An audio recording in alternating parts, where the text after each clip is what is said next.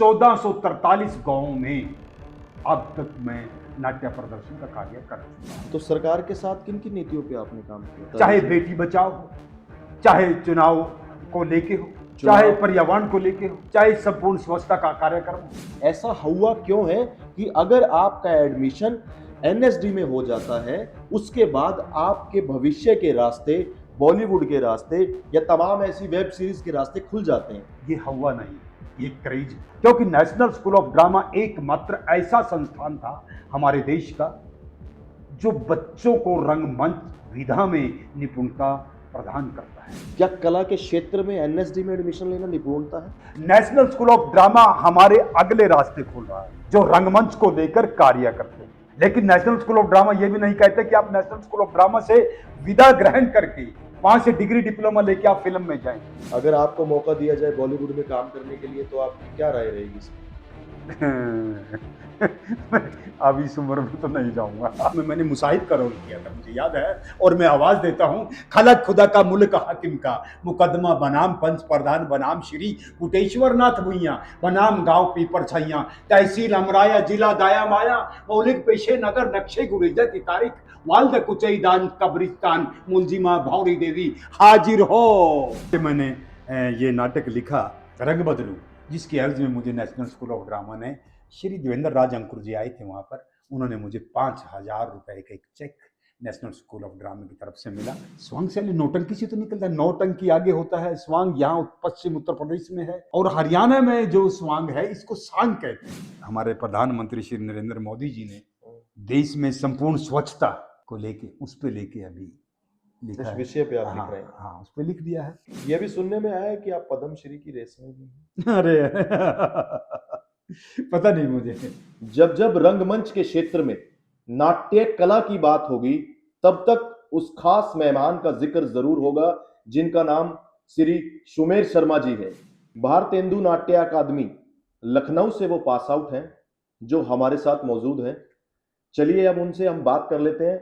नमस्कार वकील साहब की बैठक में आपका स्वागत है, और मैं हूं वीर। तो सर, मैंने जितनी आपके बारे में जानकारी निकाल पाया हूं, तो मुझे ये पता लगा है कि आप लखनऊ के किसी एक कला क्षेत्र में शिक्षा ग्रहण करके और हरियाणा की संस्कृति को जीवित रखने का काम कर रहे हैं, जिसके बाबत मैं आपके यहाँ पे पहुंचा हूं और आपके बारे में कुछ जानने की कोशिश कर रहा हूं। तो प्लीज मेरे दर्शकों को अपने बारे में जरूर बताइएगा। जी, सबसे पहले आपका स्वागत है जी। मैं सुमेर शर्मा रंगमंच के क्षेत्र में विगत 30-35 सालों से काम कर रहा हूं, और उडाना गांव का रहने वाला हूं। उडाना गांव में ही मैंने 5वीं क्लास तक शिक्षा ग्रहण की। उसके बाद पास के स्कूल से ही मैंने 10वीं पास आउट किया। फिर करनाल कॉलेज में गया, 1 बरस वहां रहा। उसके बाद पंजाब विश्वविद्यालय चंडीगढ़ से मैंने स्नातक पास आउट किया। स्नातक पास करने के बाद गांव में रहा। फिर एक दिन अखबार पढ़ा, अखबार में मैंने देखा कि एक विज्ञापन निकला हुआ, भारतेंदु नाट्य अकादमी लखनऊ में एडमिशन है। तो मैंने अप्लाई किया, मेरा एडमिशन हो गया। बस फिर मैं रंग मंच के क्षेत्र में पूर्ण रूप से आ गया। जो लखनऊ में स्थान है अकादमी का, तो आपको ऐसा नहीं लगा कि हरियाणा से दूर पड़ेगा, जीवन में कुछ कई सारी रुकावटें आ जाएंगी, संघर्ष करना पड़ेगा? तो आपको ऐसा नहीं लगा कि आपके हरियाणा में बहुत सारे ऐसे इंस्टीट्यूट हैं जहां आप नाट्य कला सीख सकते हैं, दिल्ली में है, तो इतनी दूर जाना हुआ, वो कैसे, मतलब कैसे आपने वो सफर तय किया? सबसे पहली बात तो यह है कि हरियाणा में उस वक्त कोई ऐसा संस्थान नहीं था जहां पर आप रंगमंच के बारे में कुछ जानकारी ले सकें। हाँ, दिल्ली में नेशनल स्कूल ऑफ ड्रामा था, और लखनऊ में जो तहजीब, जो शोहरत और जो सीरत लखनऊ में थी, उसने वाकई हमें बहुत आगे का ज्ञान दिया है। भारतीय इंस्टीट्यूट ऑफ ड्रामेटिक आर्ट्स में जाकर हमें देश के जो महान शख्सियत रंगमंच के क्षेत्र में काम करती हैं, जैसे श्रीमती कीर्ति जैन जी, श्री बंशी कौल जी, रुद्र प्रसाद सेन गुप्ता, प्रवीर गुहा जी, निरंजन गोस्वामी जी, श्री देवेंद्र राज अंकुर जी, तो ऐसे ऐसे गुरुजनों के साथ काम करने का मौका मिला, उनके सानिध्य में जाकर उनसे हमें प्रेरणा मिली, उनसे सीखने का मौका मिला। बंसी कौल जी का तो जिक्र मैंने हरियाणा की गीता जयंती कुरुक्षेत्र में भी उनका बड़ा जिक्र सुना है। हाँ, 2002 में कुरुक्षेत्र में अंतर्देशीय गीता महोत्सव का आयोजन हुआ था, अंतर्देशीय, जिसमें समर मंथन करके एक लोक नृत्यों और संगीत को लेके एक दृश्यावली का प्रदर्शन हुआ था, जिसमें लगभग 1100 लोक कलाकार थे। और उसमें समर मंथन महाभारत को लेकर समर मंथन नाम का एक बहुत बढ़िया प्रेजेंटेशन हुआ था, जिसमें मैंने सूत्रधार का रोल भी किया है और श्री बंसी कौल जी को, अपने गुरु जी को मैंने एसोसिएट भी किया है समर मंथन। Very good. तो जैसा कि मैं जानकारी प्राप्त कर पाया हूँ आपके बारे में, ऐसे सुनने में भी आया है कि आपने देश भर में 57 से ज़्यादा वर्कशॉप करी हैं, 650 से अधिक विद्यालयों में आपने लेक्चर दिया है और हरियाणा की संस्कृति को जीवित रखने के लिए उस क्षेत्र में आप काम कर रहे हैं। जी, तो कुछ ऐसे किस्से हमसे साझा कीजिए जो अभी तक हम कोई या कोई भी ऐसा चैनल या ऐसा कोई न्यूज़ आपको अभी तक नहीं लेकर के आया है। Just we want to know about your life कि जी, कैसे वो रहे आपके किस्से। देखिए, सबसे पहली बात तो मैं लाइमलाइट से हमेशा दूर रहा हूं। मैं आज भी गांव में रहता हूं, गांव में ही पला बड़ा हूं, हर चीज गांव में की है, गांव में रह के ही मैंने रंगमंच किया है, गांव में रह के ही मैंने पूरे देश में रंगमंच के क्षेत्र में काम किया है। और रही हरियाणवी लोक संस्कृति की बात, मैंने हरियाणवी लोक संस्कृति के दोधक हैं जो मुख्य स्वांग स्वरूप को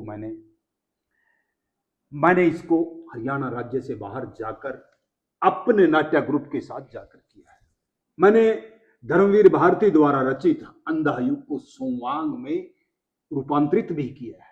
अच्छा, आप ये कहना चाहते हैं जो अंधायुग धर्म भारती जी के द्वारा धर्मवीर रचित भारती है, जी द्वारा, जी, धर्मवीर भारती जी द्वारा रचित है, उसको आपने हरियाणा की भाषा में भी उसका रूपरेखा देने की कोशिश करी है। कोशिश की है।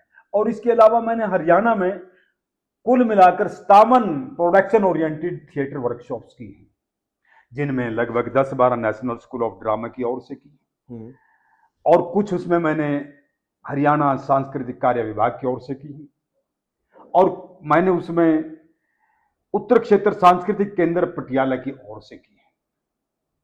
मैंने 57 वर्कशॉप्स की हैं, और सबसे बड़ी बात यह रही है कि मैंने जितनी भी वर्कशॉप्स की हैं ग्रामीण क्षेत्रों में की हैं, ताकि हमारे ग्रामीण क्षेत्र के लड़के बच्चे आगे आए और रंगमंच से जुड़े, उनको इस बात का आभास हो कि रंगमंच सुविधा हमारे व्यक्तित्व विकास, हमारे सांस्कृतिक विकास और हमारे शैक्षणिक विकास में कैसे सहायक है। क्योंकि रंगमंच विधा एक ऐसी विधा है जो हमें संस्कारों से जोड़ती है, और जब हमारे संस्कार मजबूत होंगे तब हमारी संस्कृति भी मजबूत होगी। और लेक्चर देने की बात, मैंने हरियाणा स्कूल शिक्षा परियोजना परिषद के अंतर्गत टैलेंट हंट एक कार्यक्रम हुआ था 2012-13 में।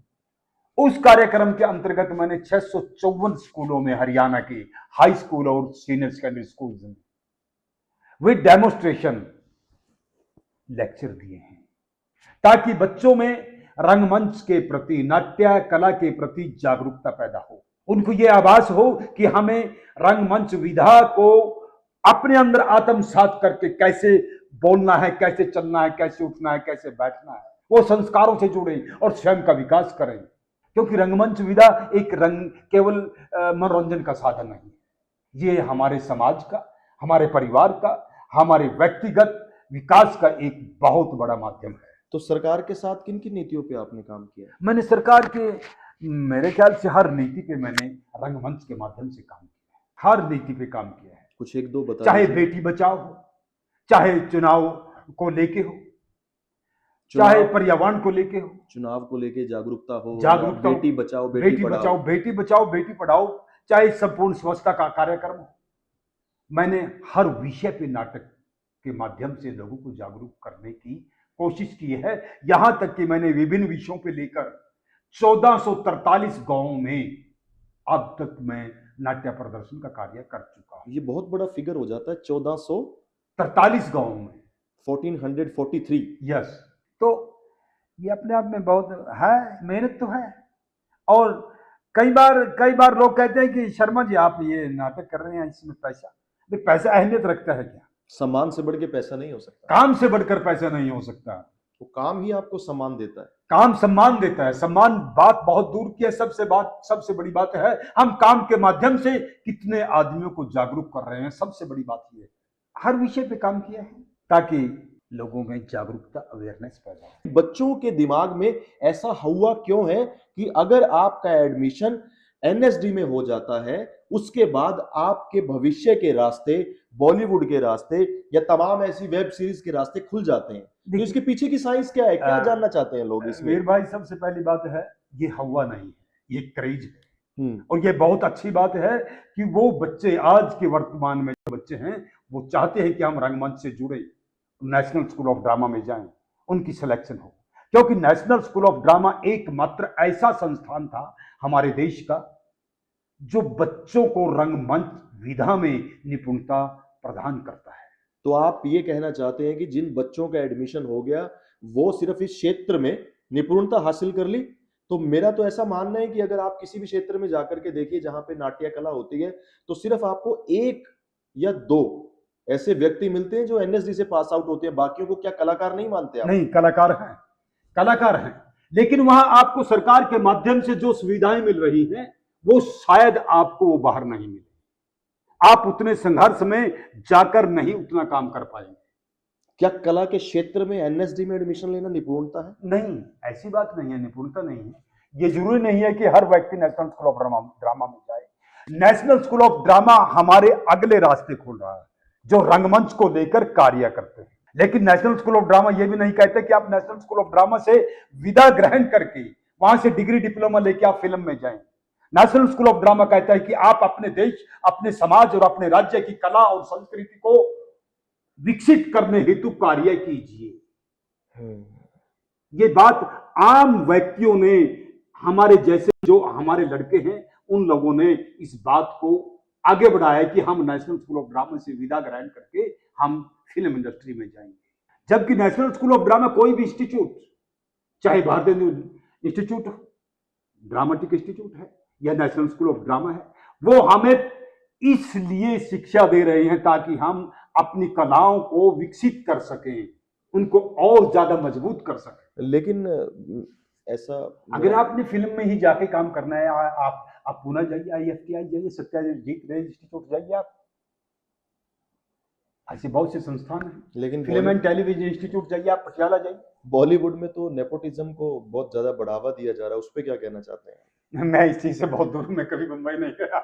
नहीं, लेकिन वैसे आपको एक चीज थोड़ा सा मैं बता दूं कि जब भी कोई व्यक्ति किसी भी संस्थान से, इंस्टीट्यूट से शिक्षा ग्रहण करता है नाट्य कला में, तो वो एक बार कोशिश जरूर करता है कि मुझे बॉलीवुड में जाकर के काम करना चाहिए, मुझे अच्छी अच्छी पिक्चर्स के ऑफर आए। नहीं, अच्छी बात है, जाना चाहिए, काम करना चाहिए। अगर अपॉर्चुनिटी मिलती है तो जाना भी चाहिए, और जाते भी सब है, जाना भी चाहिए। लेकिन वहां तो बहुत से ऐसे कलाकार हैं जो काफी अच्छा एक्सपीरियंस है, लेकिन उनको मौका ही नहीं दिया जा रहा। ये कहा जाता है कि यार वो अपने आसपास के लोगों को बढ़ावा देते हैं, दैट इज कॉल्ड नेपोटिज्म।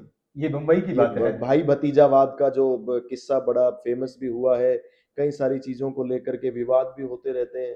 तो क्या कहना चाहते हैं आप? मैं भाई भतीजावाद से बहुत दूर हूँ, हमेशा दूर रहा हूँ।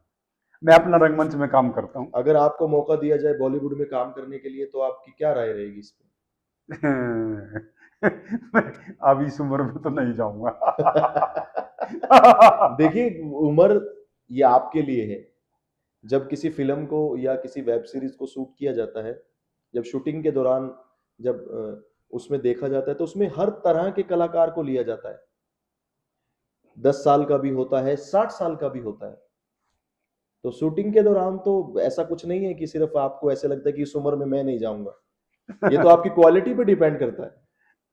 ये तो सामने वाले पे भी डिपेंड करता है, क्योंकि मैं कभी किसी पे काम मांगने के लिए नहीं जाता। ये मेरा हमेशा जिंदगी का असूल रहा है, कभी नहीं जाता। और मैं अपनी पर्सनल व्यक्तिगत बात बताता हूं, मैं कभी पैसे के लिए काम नहीं, मैं अपने गांव में रह के ही काम करता हूं हमेशा। कभी कभी भी इस चीज का कि मैं एकदम प्रकाश में आऊं, लोगों को नजर आऊं ना। अपनी संतुष्टि होनी चाहिए, मन की खुशी होनी चाहिए, सबसे बड़ी बात यह है। चलिए अब एक चीज और जान लेते हैं आपसे, आपके परिवार में कौन कौन सदस्य हैं? मेरा परिवार बहुत बड़ा है। बहुत बड़ा परिवार है। मेरे चाचे ताऊ हैं, भाई हैं, बहनें हैं। लेकिन मैं इस घर में रहता हूँ, मैं, मेरी पत्नी, मेरे बच्चे बाहर हैं, बेटा बहू यहाँ बेटा पे। क्या करता है आपका? बेटा मेरा मॉडलिंग भी करता है, H&M में कर रहा है। और H&M जो कंपनी है वो कोई इंटरनेशनल कंपनी है, जो उसके शायद कपड़ों का उनका शोरूम भी है उसमें। कपड़ों का है, उसी में। और बहू मेरी इवेंट मैनेजर है। अभी वो एक्सेल कंपनी में लंदन में थी, हम्म। इवेंट और मैनेजर। आपकी धर्मपत्नी क्या करते हैं? मेरी धर्मपत्नी घर में रहती हैं, हम्म। हाउस वाइफ हैं। बस संगीत की क्लास ऑनलाइन करती रहती हैं, वेरी गुड। पेंटिंग्स करती रहती हैं। मतलब पूरा परिवार ही कला से जुड़ा हुआ है। बस ये संयोग की बात है। तो सर आपने कला क्षेत्र में हम्म। किस किस के साथ काम किया है? हाँ, मैंने जो हमारे गुरुजी श्री बंशी कौल जी के साथ काम किया है, उन्हें सीखने का मौका मिला है। रुद्र प्रसाद सेन गुप्ता जी के साथ काम किया है अपने लखनऊ में पढ़ते वक्त। श्रीमती कीर्ति जैन के साथ होली नाटक किया है और बहुत कुछ सीखने को मिला है। निरंजन गोस्वामी जी से मुकाय अभिनय पे काम सीखने को मिला है। प्रवीर गुहा जी के साथ हमने काम सीखा है। साइकोफिजिक, मानव शारीरिक क्रियाओं के माध्यम से कैसे अपने आप को अभिव्यक्त करना है मंच पर, ये सीखने का काम मिला है। और श्री उर्मिल कुमार थपलियाल जी के साथ हमने बहुत कुछ सीखने को मिला। उनके साथ एक प्ले भी किया है हमने, भंवरी कथा। भंवरी कथा। भंवरी कथा। तो भंवरी कथा का कुछ आपको याद है तो प्लीज सुना दीजिए। कुछ संवाद जी। हाँ, जो मैंने उसमें रोल किया था, उसमें मैंने मुसाहिद का रोल किया था, मुझे याद है। और मैं आवाज देता हूँ, खलक खुदा का मुल्क हाकिम का, मुकदमा बनाम पंच प्रधान बनाम श्री बुटेश्वर नाथ भुइया, बनाम गांव पीपर छैया, तहसील अमराया जिला दाया माया, मौलिक पेशे नगर नक्शे गुरेजा की तारीख, वाल्द कुचैदान कब्रिस्तान, मुलजिमा भौरी देवी हाजिर हो। बहुत सुंदर। तो बहुत उन लोगों के साथ काम करके सीखने का मौका मिला है। इसके बाद फिर वो नाट्य कला क्षेत्र में आपका एक उजाला हुआ और फिर काम की प्रक्रिया शुरू हो गई। हाँ, फिर हमारा वहाँ पर डिप्लोमा पूरा हो गया, संपूर्ण हो गया। उसके बाद हम फील्ड में आ गए। फील्ड में आने के बाद अपने काम में लग गए। स्नातक डिप्लोमा कंप्लीट करने के बाद जी, आप फिर हरियाणा क्षेत्र में आ गए या लखनऊ ही काम करते रहे? नहीं, लखनऊ काम नहीं किया, मैं सीधा अपने क्षेत्र में आ गया, अपने घर आ गया। तो यहाँ तो संघर्ष बहुत करना पड़ा होगा। हाँ, तो संघर्ष तो वहां भी होता, यहाँ भी होता। यहाँ आ गए क्योंकि हमें अपने क्षेत्र में, अपने हरियाणवी क्षेत्र की जो लोक संस्कृति है उस पर काम करना, हमारे जहन में एक प्रश्न उठा कि काम करना चाहिए मुझे, तो उस पर काम करना शुरू किया। यहाँ आकर सबसे पहले मैंने अपना वर्कशॉप्स कांटेक्ट करने लगा, जिसमें सबसे पहले मैंने नेशनल स्कूल ऑफ ड्रामा की ओर से बच्चों की वर्कशॉप करना शुरू किया। उसमें मैं जुड़ा। 2000 में करनाल में एक वर्कशॉप हुई थी जिसमें नाट्य कला के प्रशिक्षक श्री रामाचंद्र साहू जी आए थे, और उसमें मैं बतौर लेखक उस वर्कशॉप में जुड़ा। उसमें मैंने एक नाटक, गिरगिट नाटक को रूपांतरित किया हिंदी में, और उस नाटक का नाम रखा है रंग बदलो। एंटोन चेखव के वो नाटक था। मैं आपको यहाँ रोकना चाहूंगा, एक चीज मैं आपसे जानकारी लेना चाहता हूँ। जी, वर्कशॉप में क्या सिखाया जाता है, किस तरह की वर्कशॉप होती है? तब वर्कशॉप में मुझे पहली मर्तबा तो ये देखो लेखन के लिए बुलाया गया। तब मैंने देखा कि वर्कशॉप में नाट्य कला की जो वर्कशॉप होती है उसमें रंगमंच विधा के बारे में, टोटल एलिमेंट्स पे, हर पॉइंट पर बात होती है। जैसे आपको कैसे वॉइस एंड स्पीच पे काम होगा, इमिटेशन पे काम होगा, इमेजिनेशन पे काम होगा, स्क्रिप्ट राइटिंग पे काम होगा, एक्शन मूवमेंट पे काम होगा, डायलॉग डिलीवरी पे काम होगा, कॉस्ट्यूम पे काम होगा, मेकअप पे काम होगा, सेट डिजाइनिंग पे काम होगा, बैक स्टेज काम होगा। हर विधा पे काम होता है, हर पक्ष पर काम हो, गहराइयों को गहराइयों पे समझाया जाता है। तो उसमें मैंने लेखन का काम शुरू किया। वहां से मैंने ये नाटक लिखा, रंग बदलू। जिसकी एवज में मुझे नेशनल स्कूल ऑफ ड्रामा ने, श्री देवेंद्र राज अंकुर जी आए थे वहाँ पर, उन्होंने मुझे 5,000 रुपए का एक cheque National School of Drama की तरफ से मिला। मुझे बड़ी खुशी हुई, बड़ा अच्छा भी लगा। उन दिनों तो 5,000 रुपए बहुत बड़े मायने। बहुत बहुत बहुत तो बहुत और तमाम नाटक भी आपने हाँ, लिखे उसके हैं? बाद मैंने नाटक लिखे हैं, चक्कर सोसाइटी का, रंग बदलो, खेल जंत्री का, रोल संतरी का, सियानी बिटिया, और मैंने अंधा योग, श्री स्वर्गीय धर्मवीर भारती द्वारा रचित एक हिंदी काव्य नाटक है अंधा अंधा योग। युग। जी जी, उसको मैंने हरियाणवी में लोक नाट्य स्वांग विधा में उसको रूपांतरित करने का प्रयास भी किया है। बहुत अच्छे। तो आपने बेसिकली वो हरियाणा की लैंग्वेज में उसको रूपांतरण करा है, हाँ, जो वो धर्मवीर भारती जी का रचित नाटक था। जी कोशिश की है, और उसमें लिखा है, टुकड़े टुकड़े कर तोड़ गई थी दोनों धिराना मर्यादा, भाई पांडवों ने कुछ थोड़ी तोड़ी और कौरवों ने कुछ ज्यादा, या रक्त पातर मार काट से खत्म कदवी हो कौन है, इस अजब गजब के वाह युद्ध में जीत किसे की हो कौन है, और देवा ज्ञान सुने दुनिया ने, इसमें किसका के फायदा, भाई पांडवों ने कुछ थोड़ी तोड़ी और कौरवों ने कुछ ज्यादा। बहुत अच्छे। बस ये कोशिश रही है हमेशा। तो आपने 3-4 नाटक और हमें बताए हैं, जैसे हीर रांझा आपने बताया, खेल जंत्री, रोल संतरी का बताया, और तमाम ऐसे नाटक बताए। तो उनकी भी अगर रचनाएं एक एक दो दो लाइनें शेयर करें तो बहुत अच्छा रहेगा। ये आपका बहुत स्वाभाविक था, आपने इस तरह से डिलीवरी करी, बहुत सुंदर रहा ये। नहीं, हाँ हाँ, मैंने खेल जंत्री का, रोल संतरी का लिखा है, चक्कर सोसाइटी का लिखा है, रंग बदलू लिखा है।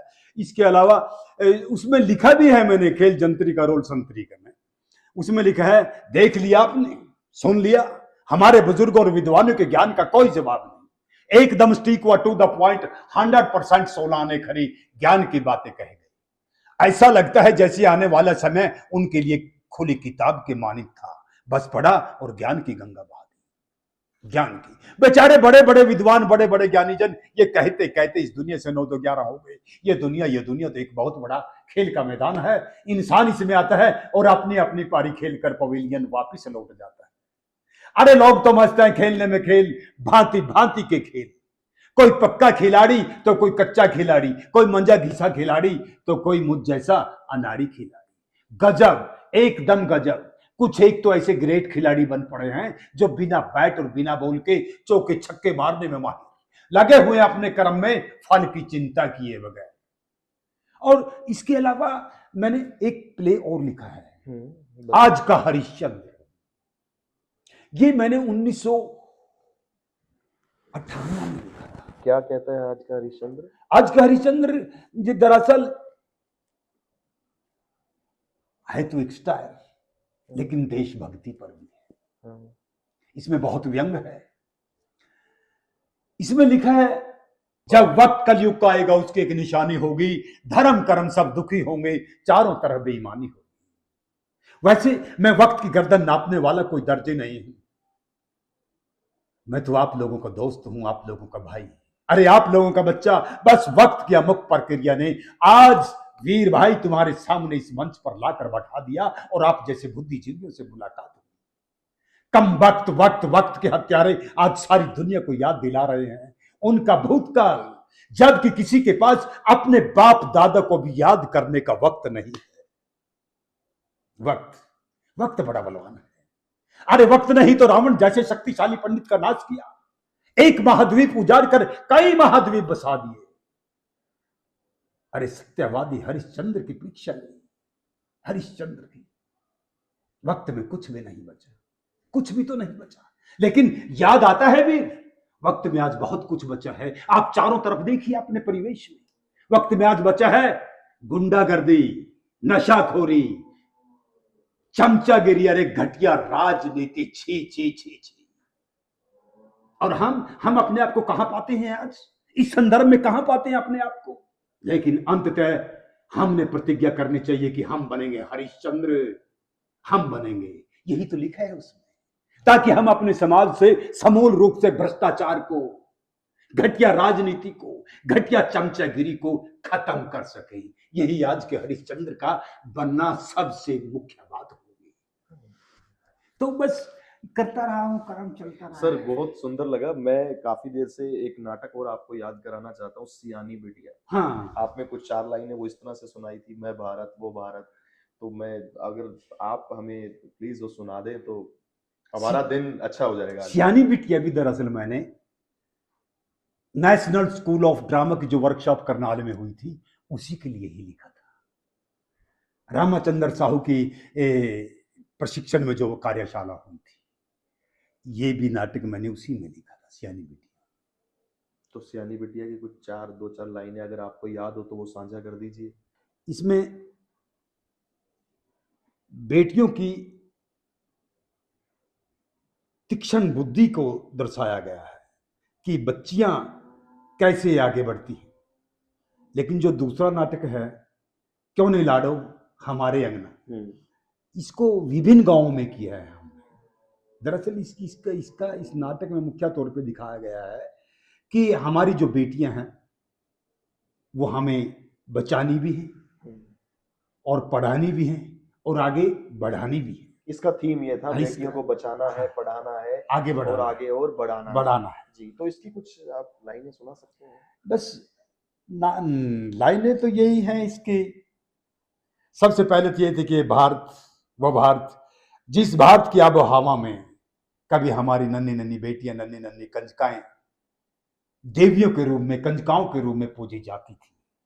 लेकिन आज वर्तमान में जब गर्भ में बच्ची गर्भ में आती है, मां के गर्भ में आती है, और जन्म लेने से पहले जब बच्ची यहाँ के वातावरण के बारे में देखती है, सुनती है, गर्भ अवस्था में ही, तो वो कहती है क्या मैं जन्म लेकर इस आंगन में कभी खेल पाऊंगी?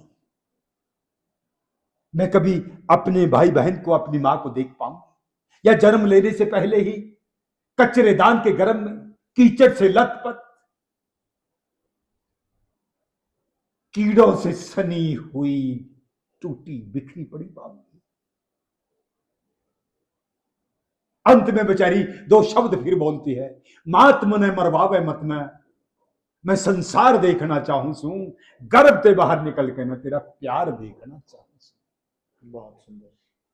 बस ये बच्ची की एक पुकार है कि हम भी जन्म लें इस दुनिया में, इस संसार में आए, अपने माँ बाप का, भाई बहन का प्यार लें। हरियाणा के कला क्षेत्र में आपने किस तरह से अपने रोल निभाए हैं, रोल अदा किए हैं, अपने किरदार निभाए हैं? किरदार क्या, मेरी कोशिश रही है कि मैं हरियाणा लोक संस्कृति, लोक नाट्य विधा, इस पर काम करूं और किया है। सबसे पहले तो मैंने धर्मवीर भारती द्वारा रचित नाटक हैं, जो काव्य नाटक है, हिंदी काव्य नाटक अंधायु, उसको भी मैंने स्वांग शैली में रूपांतरित करने की कोशिश की है। और उसमें लिखा भी है मैंने, टुकड़े टुकड़े कर तोड़ दी थी दोनों धीराना मर्यादा, भाई पांडवों ने कुछ थोड़ी तोड़ी और कौरवों ने कुछ ज्यादा, या रक्तपात और मार काट से खत्म कर भी हो कौन है, इस अजब गजब के महायुद्ध में जीत किसे की हो कौन है? अरे देवा ज्ञान सुनिया दुनिया ने, इसमें किसका के फायदा, भाई पांडवों ने कुछ थोड़ी तोड़ी और कौरवों ने कुछ ज्यादा। और इसके अतिरिक्त मैंने संस्कृति मंत्रालय भारत सरकार से वरिष्ठ अध्येतावृत्ति यानी सीनियर फेलोशिप भी ली है। और सीनियर फेलोशिप के अंतर्गत मैंने मारे गांव मारे गीत विषय पर एक बहुत बढ़िया रिसर्च कार्य किया है, 4 वॉल्यूम भी लिखा है उसके ऊपर। और हरियाणा क्षेत्र के सबसे बड़ी बात यह रही है कि मैंने शहरों की बजाय गांव में लगभग 57 प्रोडक्शन ओरिएंटेड थिएटर वर्कशॉप कार्यशालाएं की हैं, जिसमें 10-12 नेशनल स्कूल ऑफ ड्रामा के द्वारा प्रायोजित की गई हैं, हरियाणा सांस्कृतिक कार्य विभाग द्वारा प्रायोजित की गई हैं, और उत्तर क्षेत्र सांस्कृतिक केंद्र पटियाला द्वारा प्रायोजित की गई हैं। और गुरु शिष्य परंपरा के अंतर्गत मैंने स्वांग शैली में 1 साल का कार्यशाला भी की है, 1 वर्ष भर, जिसमें मैंने अंधायु को ट्रांसलेट स्वांग शैली में करने की कोशिश की है। कभी विदेश में भी अपने हरियाणा का नाम रोशन करने का मौका मिला हो, विदेश की धरती पे भी हरियाणा का परचम लहराया हो आपने? कुछ परचम तो ये परचम तो कह नहीं सकते, लेकिन मैं अपने गुरु स्वर्गीय श्री बंशी कौल जी के सानिध्य में, उनकी देखरेख में मैंने इंटरनेशनल टूरिज्म बोर्ड बर्लिन वहाँ पर मैंने कच्ची घोड़ी परफॉर्मेंस दी है, बतौर कलाकार परफॉर्मेंस दी है, और बतौर एसोसिएट उनको मैंने कार्य किया उनके साथ। मैंने मास्को में काम किया है, बॉल्शोई थिएटर में मैंने परफॉर्मेंस दी है, एक बतौर कलाकार के नाते भी और एसोसिएट अपने गुरुजी बंसी कौल जी के नाते भी उनका एसोसिएट के रूप में मैंने कार्य किया है। और तिजाकिस्तान दुशानबे में भी मैंने अपनी प्रेजेंटेशन दी है लोक कला की। देखिए, मैं पिछले 30 साल का जो आपकी जीवनचर्या रही है, उसका निचोड़ तो मैं निकालने की कोशिश कर रहा हूँ, शायद ही निकल पा रहा है, उसका 1% भी नहीं होगा। लेकिन मैं एक बात आपसे जानना चाहता हूँ, आज की जीवनचर्या कैसी आपकी निकल रही है? आज आजकल आप क्या करते हैं? सुबह कब उठते हैं? क्या खाते हैं? कैसे रहता है? क्योंकि एक रंगकर्मी तो कभी भी खाली बैठ ही नहीं सकता, उसके ज़हन में हमेशा रहता है कि मैं ये किरदार निभा लूँ, ये डायलॉग बोल लूँ, मैं ये लिख लूँ, मैं ऐसा कर लूँ। तो आपके साथ कैसे पूरा दिन आपका व्यतीत होता है? नहीं, पूरा दिन मैं व्यस्त रहता हूँ।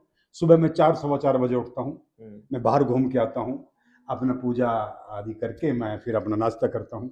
नाश्ता करके फिर मैं कुछ किताब पढ़ लेता हूँ, या फिर मैं बाहर शहर में चला जाता हूँ, अपने मित्रों के पास चला जाता हूँ, और शाम को बैठकर मैं लिखता हूँ, हमेशा लिखता हूँ। और अभी अभी नाटक की तैयारी करता रहता हूँ।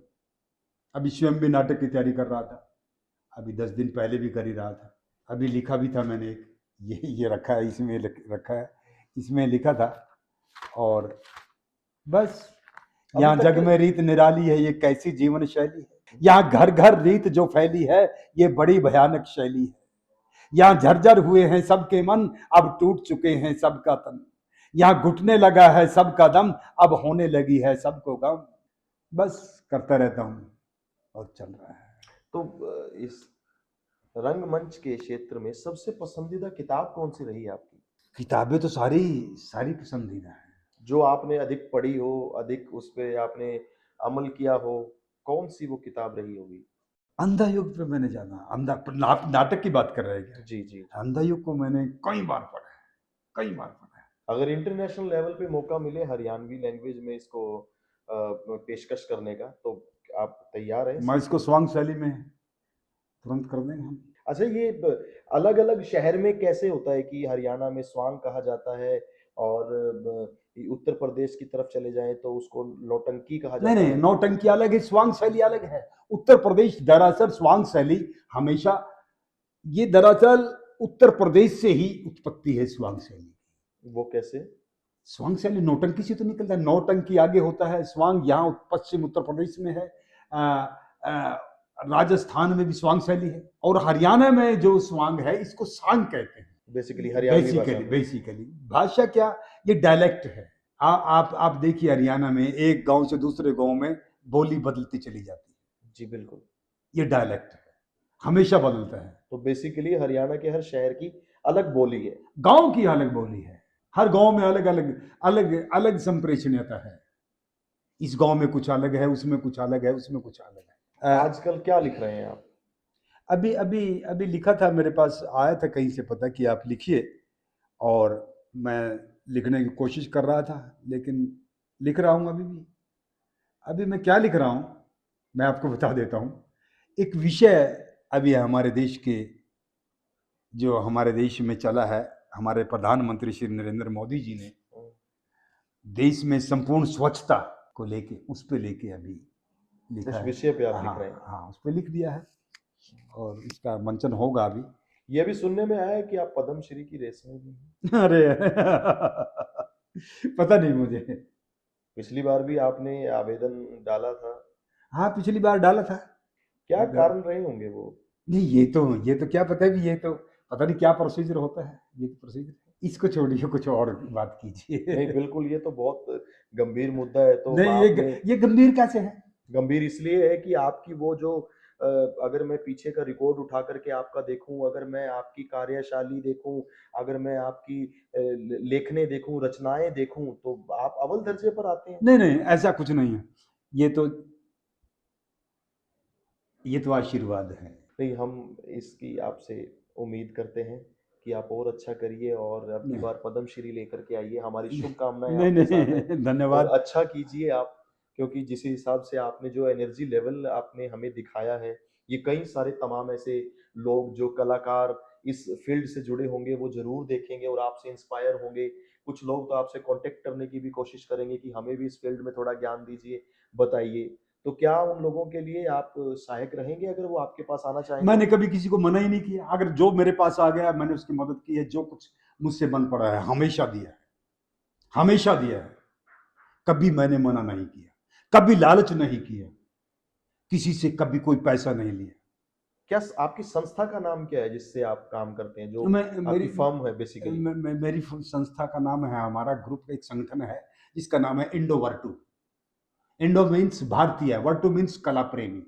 ये एक भारतीय कला प्रेमी संगठन है जो जिस पे अक्सर आप काम करते आते हैं। जिसको लेके हम काम करते हैं। दरअसल हम भारतीय कलाओं को लेके ही काम करते हैं, तो संगठन का नाम भी वही है। बहुत खूबसूरत। और कला कला और संस्कृति तो हमारे आधार है, क्योंकि संस्कृति तभी मजबूत होगी जब हमारे संस्कार मजबूत होंगे। सक्रामेंट हमारे मजबूत होने चाहिए और हमें भरसक प्रयास करना चाहिए हम आने वाली पीढ़ियों को, अपने बच्चों को ईमानदारी से संस्कारों से जोड़ें, ताकि हमारी संस्कृति, हमारी लोक संस्कृति बची रहे, मजबूत हो, मजबूत बने। क्योंकि जब जब हमारी संस्कृति मजबूत होगी तब तब हम भी मजबूत होंगे, हमारा समाज मजबूत होगा, हमारा राष्ट्र मजबूत होगा और हम खुशहाल होंगे। इसमें कोई शक नहीं है, कोई भी शक नहीं है। और जब आप खुश होंगे आप एक बात बार बार कहेंगे, अरे इसमें है कल्याण हमारा, फिर सुखी रहे परिवार तुम्हारा, सुखी रहे संसार तुम्हारा, सुखी रहे भारत देश हमारा। कला किसी की भी मोहताज नहीं रही, ना ही इसे कोई कैद कर पाया, ना ही इसे कोई अपना बना पाया। जिसने जीवन में कोशिश करी, मेहनत करी, ये कला उसकी ही हो गई। जी हाँ, मैं बात कर रहा हूँ रंगमंच की, मैं बात कर रहा हूँ नृत्य की, मैं बात कर रहा हूँ तमाम ऐसी गतिविधियों की जिसमें आप महारत हासिल करना चाहते हैं, कुछ सीखना चाहते हैं, कुछ उसके बलबूते पे कर कर दिखाना चाहते हैं, चाहे वो नेशनल लेवल हो, इंटरनेशनल लेवल हो। लेकिन मैं आपको बता दूं, अगर आप भी एक कलाकार हैं, आपके अंदर भी एक कलाकारी है जो आप दिखाना चाहते हैं, तो अपनी कलम उठाइए और कल को आकार दीजिए। ऐसे नाटक को लिखिए जिसको देखने से या जिसको दिखाने से आपका आत्मविश्वास जागे, लोगों को देखने से एनर्जी आए, उन्हें कुछ सीख मिले। तो जरूर आप ऐसा काम करिए, भारत को एक कदम आगे बढ़ाइए। मेरी शुभकामनाएं। आज हम इसे यहीं समाप्त करते हैं, फिर मुलाकात होगी एक नए चेहरे के साथ। जय हिंद, जय भारत, नमस्कार।